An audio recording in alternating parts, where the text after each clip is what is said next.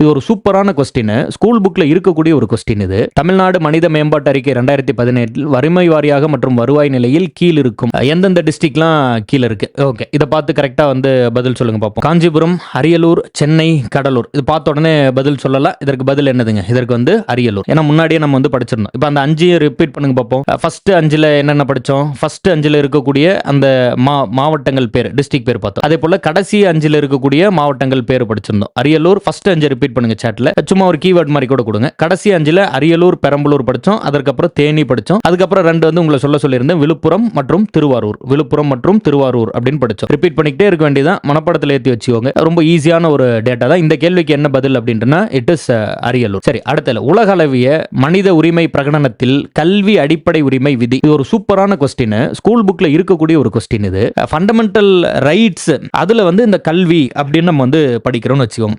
அதே போல இந்த யூஎன்டிபியில் இந்த கல்வி அப்படிங்கிறது எத்தனாவது ஆர்டிகல் இருக்கு அப்படின்னு படிக்கிறோம். இது ரெண்டுக்குமான டிஃபரன்ஸ் வந்து நல்ல கிளியரா புரிஞ்சுக்கணும். இது ரொம்ப சிம்பிள் தான். அதாவது இதோட கதை என்ன அப்படின்னா, நம்ம வந்து 2ஆம் உலகப் போர் 1945ல முடியுது. 2ஆம் உலகப் போர் முடிந்த போது இந்த ஜெர்மனி வந்து தோல்வி அடையுது. ஹிட்லர் வந்து எஸ்கேப் ஆகி ஓடிடுறாரு. ஒரு பேஸ்மெண்ட்ல போய் சூசைட் பண்ணிக்கிட்டு இறந்து போயிட்டாரு அப்படின்னு சொல்லுவாங்க. ஒரு பேஸ்மெண்ட்ல போயிட்டு சூசைட் பண்ணிக்கிட்டு இறந்துட்டாரு அப்படின்னு சொல்றது உண்டு. அது மாதிரி ஹிட்லர் இறந்துட்ட போது அதுக்கப்புறம் வந்து இங்கிலாந்து ராணுவம் வந்து அந்த ஜெர்மனிக்குள்ள பூந்து கொடுமையான தாக்குதல்களை நடத்துறாங்க. ஒரு சோல்ஜர்ஸ் இறந்து போறது, போர்ல வந்து தோல்வி அடைகிறது, அவங்கள வந்து துன்புறுத்துறதுலாம் புரிந்து கொள்ற மாதிரி இருந்தா கூட பொதுமக்களை நிறைய துன்புறுத்திடுறாங்க. இப்ப ஈழத்தமிழர் பிரச்சனையில ஸ்ரீலங்கன் ஆர்மி எதிர்த்து போரிட்டவங்க வந்து மரணிக்கிறது அது வேற. ஏன்னா ஒரு ராணுவ வீரர் மரணம் தெரிஞ்சுதான் சண்டைக்கு போறாரு. போர்ல ஈடுபடாம இருக்கக்கூடிய பொதுமக்களை பாலியல் ரீதியாக துன்புறுத்துறது, பெண்கள், குழந்தைகள், வயதானவர்கள் எல்லாரையும் துன்புறுத்துறது, கொல்றது, இது மாதிரி மனித உரிமையை மீறி நடத்துறதுங்கிறது ஒன்று. அப்ப இந்த மாதிரி 2ஆம் உலக போர்ல நிறைய மனித உரிமை மீறல் நடந்துட்டதுனால